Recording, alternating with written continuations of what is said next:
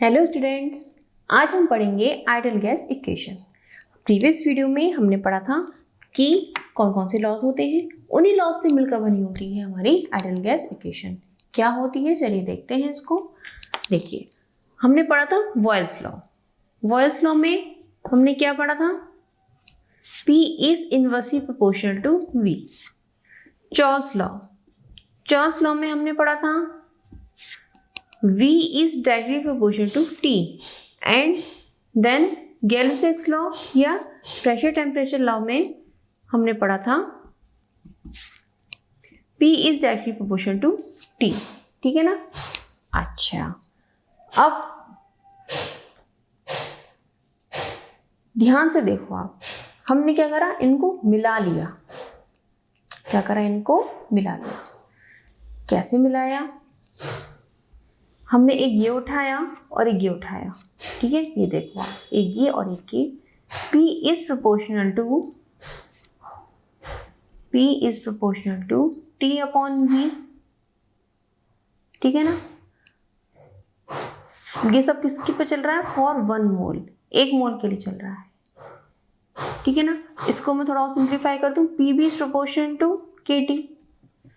Proportion का sign हटाया, स्थिरांक आएगा इज इक्वल टू KT। ठीक, अब यहाँ K जो होता है वो K नहीं लेते, हम उसको क्या लेते हैं? R लेते हैं। ठीक है ना? P is equal to RT। और यहाँ क्या कहलाता है? R जो होता है गैस कांस्टेंट कहलाता है। R is equal to gas constant. Universal constant होता है, इसकी वैल्यू फिक्स होती है, अभी हम बताएंगे आपको। ठीक है, तो ये जो थी that is ideal gas equation. Clear हो गई बात? ठीक है ना? अब ये तो 1 मोल के लिए हो गैस का। अगर n मोल्स होते हैं तो अगर n मोल्स की सिचुएशन है तब क्या होगा? n मोल्स के लिए PV is equal to nRT। That is n moles के लिए आइडियल गैस इक्वेशन। क्लियर हो गई बात? तो हमने क्या करा? तीनों ना लिए, 2 फॉर्मूले उठा लिए और उससे हमारी आइडियल गैस इक्वेशन आ गई। ठीक, अब जैसे मान लिया होता क्या है, 2 गैसेस दे दी हमें। 2 गैसेस के हिसाब से आपसे कुछ पूछा जाए, जैसे मान लिया पहले गैसेस का आपको P1 दे दिया, प्रेशर इतना है, V1 इतना है, T1 इतना है। दूसरी गैस का प्रेशर दे दिया, वॉल्यूम दे दिया और टेम्परेचर आपसे पूछ लिया कितना है। तो आप क्या करोगे? देखो, PV is equal to nRT है। ठीक है, अगर मोल्स फिक्स हैं, ठीक है ना, मोल्स फिक्स हैं तो क्या होगा? n और r फिक्स हो जाएगा। ठीक है ना? n और r फिक्स हो जाएगा। तो हम कह सकते हैं P1 V1 is proportional to T1 और दूसरी गैस के लिए P2 V2 is proportional to T2। ठीक है ना? या आप और सिंप्लीफाई कर लो, उसको ऐसे ही लिख लो as it is. n r fix है, T1 1 मोल के लिए बात हो रही है। अब जब 1 मोल है तो यहाँ n की वैल्यू 1 हो जाएगी, RT1 आ गया। यहाँ पर क्या हो गया? 1 मोल के लिए RT2 आ गया। ठीक है ना? दोनों गैस के 1 मोल के लिए। अब हमने दोनों कंपेयर कर दिया। ये फर्स्ट इक्वेशन है हमारी, ये सेकंड इक्वेशन है। फर्स्ट को सेकंड से डिवाइड कर दिया। P1 V1 upon P2 V2 is equal to T1 upon T2। ठीक है, या इसको और सिंप्लीफाई वे में लिख लो, P1 V1 upon T1 is equal to P2 V2 upon T2। ये याद रखने में आसानी रहेगी। ठीक, तो ये हमारी इक्वेशन आ गई। इस इक्वेशन से हमें क्या पता चल रहा है? अच्छा, और यहाँ लिख देती हूँ मैं इसको क्लैरिफाई करके। P1 V1 upon T1 is equal to P2 V2 upon T2। ठीक है ना? आपको कोई भी 3 4 5 6 वैल्यूज है इसमें। देखो, आप 5 वैल्यूज दी होंगी, ये पूछी जाएगी, आपको इसी वैल्यू निकाल लोगे। ठीक है ना? अब सबसे इंपॉर्टेंट बात कि इसमें R की वैल्यूज क्या होती हैं? बच्चे सबसे ज़्यादा इसी में कंफ्यूज होते हैं, R की वैल्यूज में। वो कहते हैं ये तो बहुत आसान है, R की वैल्यू बताइए आप। देखिए, R की वैल्यूज आप लिख लो। R इज इक्वल टू, सबसे ज़्यादा लेते हैं हम 0.0821 litre atmosphere per kelvin mole. ठीक है ना? जूल में 8.314 जूल पर केल्विन मोल। अर्ग मिले तो क्या करते हैं, बस 10⁻⁷ से गुणा करते हैं अर्ग पर केल्विन मोल। कैलोरी मिले तो 2 कैलोरी पर केल्विन मोल। ठीक है ना। कैसे आई वैल्यू देखो, PV is equal to NRT, R की वैल्यू कितनी हो जाएगी, PV इज इक्वल टू NT। लीटर, प्रेशर को लीटर में, वॉल्यूम सॉरी प्रेशर को एटमॉस्फेयर में, वॉल्यूम को लीटर में, litre atmosphere per kelvin per mole. ठीक है। Joule energy, litre atmosphere latest energy joule per kelvin mole. ठीक है, क्लियर हो गई बात। तो ये हो गई हमारी आर की वैल्यू, इसकी इंपॉर्टेंट है, आप इसको लिख लीजिए। अब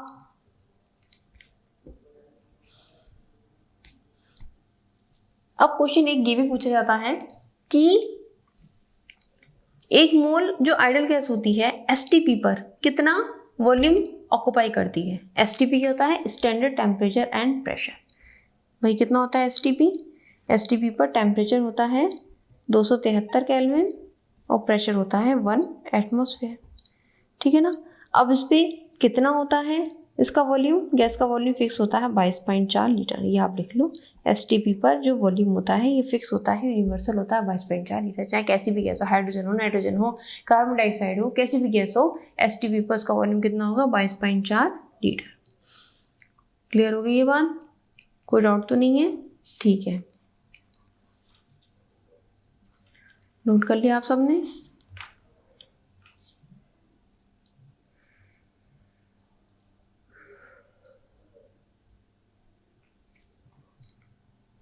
ठीक, अच्छा अब एक डेंसिटी वाला क्वेश्चन और आता है कि आप डेंसिटी कैसे इंट्रोड्यूस कराएं इस आइडियल गैस इक्वेशन में।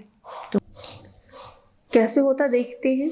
PV is equal to NRT, मैं इसको खोल के लिखती हूँ। PV is equal to moles क्या होता है, weight upon molecular weight. Weight हमने मान लिया mass, molecular mass that is capital M RT। ठीक है। अब एक चीज आपको ध्यान रखनी है, M is equal to VD, यानी कि mass is equal to volume into density. ठीक है ना। तो अब क्या किया मैंने, P is equal to small m upon capital M, V नीचे लिया है RT। ठीक है। अभी हमने क्या पढ़ा था, डेंसिटी होती है mass upon volume, mass upon volume. यहां ध्यान से देखो आप, ये मास है अपॉन वॉल्यूम, इसको मत देखना, इससे कंफ्यूज मत होता ना, ये तो मोलर मास है, ये तो सबके लिए फिक्स होता है। सोडियम का अपना अलग है 23 है, कैल्शियम का 40 है, सबका फिक्स है मोलर मास, उसमें मत जाओ। ये देखो नॉर्मल मास, वजन जो होता है, mass upon volume that is density का हो रहा है। बस हो गया, आंसर आ गया हमारा DRT अपॉन M। ठीक, तो ये इक्वेशन आपकी बन गई, दैट इज इम्पॉर्टेंट। कैसे आई आपने समझ गए होंगे, कैसे हमने डेंसिटी को इंट्रोड्यूस करा दिया, उसका मास हटा के। कोई कभी होता क्या, क्वेश्चन पूछ लिया जाता है, डेंसिटी दी जाती है, उसमें वेट नहीं दिया होता है गैस का, डेंसिटी दी होती है। जैसे ऑक्सीजन है, आपसे पूछा जाए क्वेश्चन, ऑक्सीजन गैस का 300 केल्विन टेम्परेचर पर और 1 एटमॉस्फेरिक प्रेशर पे डेंसिटी बताइए कितनी होगी, डेंसिटी कितनी होगी ऑक्सीजन गैस के लिए। अब आप कैसे निकालोगे, बच्चे कंफ्यूज, भाई इसमें तो मास दिया हुआ नहीं है, कैसे निकालें। तो वहां पर हम ये वाला फॉर्मूला लगाएंगे। ठीक है ना। क्योंकि अब देखो प्रेशर टेम्परेचर, प्रेशर जो हमें एटमॉस्फेरिक प्रेशर दे रखा है हमें, ठीक है ना, तो हम कैसे निकालेंगे देख लो। चलो डेंसिटी हमें निकालनी है, D is equal to PM upon RT हो गया। ठीक है ना। P हमारा 1 atmospheric pressure, M molar mass हमारा, ऑक्सीजन कितना होता है भाई बताओ जल्दी, कितना होता है 16 होता है। ठीक है। और R चूंकि हमने यहाँ पर क्या लिया है प्रेशर, एटमॉस्फेरिक प्रेशर, तो 0.0821 वैल्यू लेंगे। ये बात ध्यान रखनी है आपको, प्रेशर अगर हमने किस में लिया है एटमॉस्फेरिक प्रेशर, तो हम ये वैल्यू लेंगे इंटू T कितना है 300 केल्विन। अगर सेंटीग्रेड है तो आप केल्विन में उसको चेंज कर लो। कैसे केल्विन में चेंज कर सकते हैं, देखो kelvin is equal to 273 plus centigrade degree. ठीक है ना। जो भी सेंटीग्रेड में दे रखा हो उसमें 273 जोड़ दो तो केल्विन में आ जाएगा, आप उसको कैलकुलेट कर लो, डेंसिटी आ जाएगी। ठीक है ना। क्लियर होगी बात। ग्राम पर लीटर में आएगी डेंसिटी, क्योंकि लीटर एटमॉस्फेयर के साथ लीटर जुड़ा होता है ना इसमें, ठीक है। क्लियर होगी बात। लीटर एटमॉस्फेयर का है ना ये, इसलिए ग्राम पर लीटर में आएगी, ठीक। तो ये हो गई हमारी डेंसिटी। अब कुछ सवालों में क्या होता है, वेपर डेंसिटी का कॉन्सेप्ट दिया होता है। तो वेपर डेंसिटी का कॉन्सेप्ट कैसे होता है वो, vapour density is equal to molar mass upon 2। जैसे कि जो हमारा मोलर मास है, यही अगर हाँ वेपर डेंसिटी दी होती, ठीक है ना, गैस की, और गैस ना बताई जाती, a gas having vapour density, एक गैस है जिसकी वेपर डेंसिटी कितनी है, 8। बताओ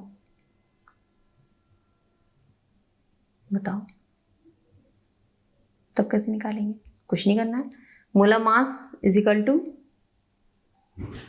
2 into vapour density, 2 into vapour density कितनी, 8, 16 आ गया। क्लियर हो गई बात, कोई कंफ्यूजन नहीं। तो इस तरह से हम निकालेंगे, ठीक है ना। चलिए अब देखते हैं कि प्रीवियस ईयर में किस टाइप के क्वेश्चन पूछे गए हैं आइडियल गैस से रिलेटेड, और हमारे वॉयस लॉ, चार्ल्स लॉ और गैलो-सैक्स लॉ से रिलेटेड क्वेश्चन। अब प्रीवियस ईयर क्वेश्चंस देखते हैं कि कैसे आए हैं क्वेश्चन। देखिए, the minimum pressure required to compress 600 decimetre cube of a gas at 1 bar to 150 decimetre cube at 40 degree centigrade is. देखिए क्या करा, कम से कम कितना प्रेशर चाहिए कंप्रेस करने के लिए एक गैस को जिसका वॉल्यूम कितना है, 600 डेसीमीटर क्यूब, और हमें कितना करना है, 150 डेसीमीटर क्यूब। तो आप इसमें ध्यान से देखो कि इसमें कौन सा फॉर्मूला लगेगा। प्रेशर पूछ रहा है और क्या दे रखा है, वॉल्यूम। तो यानी कि प्रेशर वॉल्यूम का क्या कनेक्शन है, डेट इज वॉल्स लॉ। तो वॉल्स लॉ हम यहाँ पर लगा देंगे, ठीक है। P1 V1 is equal to P2 V2, ये हमें पता था, P is inversely proportional to V, तो ये फॉर्मूला हमने बताया था। बस इसको इंट्रोड्यूस कर दो यहाँ पे। P1 देखो, P1 यहाँ पे इसको मान लो minimum pressure, that is P1 ये हो गया हमारा, P2 हमें फाइंड आउट करना है, V1 हमें ये दे रखा है, V2 ये हो गया। बस अब निकाल लो उसको। P1 हो गया हमारा 1, V1 हो गया हमारा 600 इज इक्वल टू P2 हमें फाइंड आउट करना है, और V2 हो गया 150। कैलकुलेट कर लो, बहुत ईजी है। कितना आ गया, 4 बार आ गया। ये तो बहुत ईजी क्वेश्चन था, जो पूछ लेते हैं कभी कभी, तो उस टाइम पूछ लेता 2020 में। तो ये क्वेश्चन इसलिए कराया ताकि आपको ये पता चल जाए, प्रेशर है, वॉल्यूम दे रखा है, यहाँ पर क्या टेम्परेचर भी दे सकता है कभी कभी, या वॉल्यूम और टेम्परेचर से रिलेटेड क्वेश्चन भी आ सकते हैं। तो इस तरह से हमारे गैस लॉस पे क्वेश्चंस पूछे जाते हैं। अब एक क्वेश्चन देखिए, ये वाला है, volume occupied by 1 molecule of water is. अब पहली चीज बच्चों ये होती है कि हमें ये पता चलना चाहिए कि हमें कौन सा फॉर्मूला लगाना है। काफ़ी सारे बच्चे इसी में कंफ्यूज हो जाते हैं कि क्वेश्चन तो पढ़ते हैं, फिर वो उन्हें ये समझ में नहीं आता कि फॉर्मूला कौन सा लगाएं। तो अब बताओ यहाँ पे क्या फॉर्मूला लगेगा। देखो यहाँ वॉल्यूम पूछा है, मॉलिक्यूल का जिसकी डेंसिटी दे रखी है। देखो वॉल्यूम और डेंसिटी, जब वॉल्यूम और डेंसिटी दोनों की बात हो तो याद रखना कि एक रिलेशन होता है, mass is equal to volume into density, ठीक है। अब डेंसिटी हमें दी हुई है, वॉल्यूम पूछा है हमसे, और मास हम पता लगा सकते हैं, कोई प्रॉब्लम नहीं है। एक मॉलिक्यूल का मास, भाई देखो आपने मोल कॉन्सेप्ट में पढ़ा था, एक मोल का वेट कितना होगा, वाटर के एक मोल का वेट कितना होगा, वाटर का जो मॉलिक्यूलर वेट होगा वही एक मोल का वेट होगा। कितना होगा भाई, 1 मोल वेट कितना होगा। जब हम 1 मोल निकालते हैं तो हम क्या करते हैं, वेट अपॉन मॉलिक्यूलर वेट करते हैं, नहीं करते हैं, याद होगा आपको। इसका वेट अगर 18 हुआ और मॉलिक्यूलर वेट कितना होता है इसका, 16 + 2 इज इक्वल टू 18 हो गया, तभी तो 1 मोल आता है। यानी कि 1 मोल का वेट कितना हो गया यहाँ पे, 18 हो गया, नहीं हो गया। थोड़ा सा ध्यान दो उस बात को। देखो मोलर मास कितना है इसका, 16 + 2 18 हो गया, ठीक है। और 1 मोल का वेट भी कितना आ गया, 18। देखो 1 मोल तभी तो होगा जब 18/18 होगा, 1 मोल का वेट यानी कि 18, ठीक।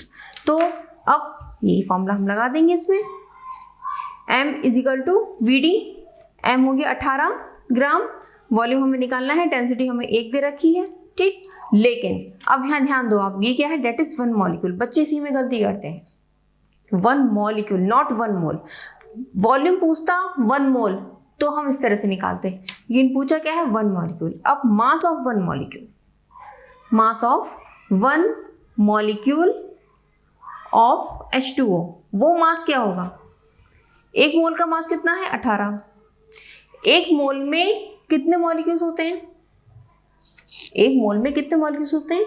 6.023 इंटू 10⁻23, इतने मॉलिक्यूल्स होते हैं 1 मोल में। फिक्स है, चाहे वो कोई एटम हो, चाहे मॉलिक्यूल हो, चाहे आयन हो, ये राशि फिक्स है कि 1 मोल में किसी भी पार्टिकल के कितने नंबर्स होंगे? 6.02 10⁻23। ठीक है, तो अब हम क्या करेंगे? मास कितना होगा? इतने मॉलिक्यूल्स का मास कितना है? 18 ग्राम। तो 1 मॉलिक्यूल्स का मास कितना होगा? हम इससे डिवाइड कर देंगे। इतनी बात समझ में आई नहीं आई? भाई देखो, इतने सारे मॉलिक्यूल्स का मास कितना है? 18 ग्राम। तो हमें 1 मॉलिक्यूल का मास निकालना है, तो हम इसको इससे डिवाइड कर देंगे। क्लियर हो रहा है? ठीक, ये हमारा हो गया मास ऑफ 1 मॉलिक्यूल। ये किसके इक्वल टू हो जाएगा? V इंटू 1 के। देखो यहाँ से V इंटू 1 हो गया, तो अब V आप निकाल सकते हो, कितना आ गया V? इसको डिवाइड करो, इसको 0.023 को नेगलेक्ट कर दो, यहाँ पर 0.03 को नेगलेक्ट करो, 18 को 6 से भाग दो, 3 आ गया, 3 इंटू 10⁻23। तो ये इसका आंसर हो गया। क्लियर हो गई बात? तो इस टाइप के क्वेश्चन भी आते हैं। अब देखिए, ये क्वेश्चन है जो जेईई में आ चुका है 2019 में। The combination of plots which does not represent isothermal expansion of an ideal gas. इनमें से ऐसा कौन सा कॉम्बिनेशन है जो आइसोथर्मल एक्सपेंशन को डिनोट नहीं कर रहा है? तो आप ये देखो, आइसोथर्मल एक्सपेंशन का मतलब क्या होता है? आइसोथर्मल मीन्स टेम्परेचर सेम है, टेम्परेचर सेम है, और प्लॉट में ध्यान से देखो, प्रेशर दे रखा है और वॉल्यूम दे रखा है। इट मीन्स ये वॉइस लो को रिप्रेजेंट कर रहा है। अब हमने जो ग्राफ पढ़ा था, हमने क्या पढ़ा था? P is inversely proportional to V। ठीक, P जैसे जैसे बढ़ेगा V घटेगा। P is inversely proportional to V। ठीक है, तो देखो ये ग्राफ P और 1/V की वर्सेस है। ठीक है ना, तो यानी कि 1/P की वैल्यू बढ़ रही, 1/V की वैल्यू बढ़ रही है, यानी ये ग्राफ तो सही है। और उन्होंने पूछा क्या है, कौन सा गलत है। ठीक है, तो पहले हम ये देखते हैं कौन सा सही है, कौन सा गलत है। नेक्स्ट पर आओ, P और V कैसे हैं? Inversely proportional. और मैंने आपको क्या बताया था? क्या ग्राफ स्ट्रेट फॉरवर्ड होता है, डाउनवर्ड? स्ट्रेट डाउनवर्ड होता है क्या? नहीं, कैसा होता है? पैराबोलिक होता है, यानी कि ये गलत है। सी पर आओ, ये वाला देखो, P चाहे मैं बढ़ाऊं या घटाऊं, PV की वैल्यू क्या होती है? कांस्टेंट होती है, डेट इज कांस्टेंट, पढ़ा था हमने। तो यानी कि कांस्टेंट, यानी कि ग्राफ सही है। और ये ग्राफ देखो भाई, हम तो P से पढ़ रहे हैं ना इसका कनेक्शन, यहाँ तो U दे दी, U यानी कि एनर्जी दे दी, इंटरनल एनर्जी दे दी यहाँ पर, तो ठीक है ना। और यहाँ वॉल्यूम, तो इसका तो कोई रिप्रेजेंटेशन है ही नहीं। ठीक है ना, बच्चे कंफ्यूज हो जाते हैं अक्सर कि ये U दे रखा है, कहीं ये तो नहीं होगा, ये तो नहीं होगा, ऐसा कुछ नहीं है भाई। जो हमने क्लियर कट पढ़ा है, P और V के पीछे पढ़ा है, ये सिर्फ कंफ्यूजन क्रिएट करने के लिए दे रखा है ऑप्शन। ठीक है ना, तो देखो, the combination plots which does not represent isothermal expansion. जो वॉइस लॉ को रिप्रेजेंट कौन सा नहीं कर रहा है? बताओ कौन सा नहीं कर रहा है? ये कर रहा है, ठीक है, ये कर रहा है, ठीक है, ये नहीं कर रहे हैं दोनों। तो answer is B and D। ये दोनों आंसर हो गए हमारे, क्योंकि ये दोनों वॉइस लॉ को रिप्रेजेंट नहीं कर रहे हैं। ये तो कर ही नहीं रहा है और ये गलत कर रहा है। क्लियर हो गई बात? तो अब आइडियल गैस इक्वेशन पे एक क्वेश्चन देखते हैं। 10 gram of O2 are introduce in a vessel of 5 litre capacity at 27 degree Celsius. Calculate the pressure of the gas in the container. ठीक है, हमें अब क्या निकालना है? प्रेशर निकालना है। ठीक है, देखो अब दिया क्या क्या है हमें? ऑक्सीजन का वेट दे रखा है, वेट, ऑक्सीजन वेट कितना है? 10 ग्राम। क्या हम इसके मोल्स निकाल सकते हैं? जरूर निकाल सकते हैं। मोल क्या होता है? Weight upon molecular wait. ठीक है, वेट कितना है? 10 ग्राम। मॉलिक्यूलर वेट कितना होता है ऑक्सीजन का? 32। एक ऑक्सीजन परमाणु का, एक ऑक्सीजन एटम का 16, दो का कितना? 32। ठीक है, तो ये हमारे मोल्स आ गए। अच्छा, हमें वॉल्यूम दे रखा है कितना? 5 लीटर। ठीक है, टेम्परेचर 27 डिग्री सेल्सियस है, हम इसको कैलोरी में बदलने के लिए 273 इसमें जोड़ देंगे, तो ये हमारा आ गया 300। ठीक है, प्रेशर हमें फाइंड आउट करना है, लगा दो आप, PV is equal to NRT, ideal gas equation. Pressure हो जाएगा NRT अपॉन V। मोल्स हमने निकाले 10/32, आर कितना होता है भाई, जल्दी बताओ। लीटर एटमॉस्फेयर के केस में 0.0821, ठीक है ना, क्योंकि आर इजकल टू कितना होता है 0.0821 litre atmosphere per kelvin per मोल, पर केल्विन मोल, ठीक है ना, ये हम पढ़ते हैं, ठीक है। तो अब आर की रख दी हमने, टी की वैल्यू 300 हो गई और वॉल्यूम हमारा हो गया 5। सॉल्व कर लो उसको भी बच्चों, फटाफट सॉल्व कर लो तेजी से।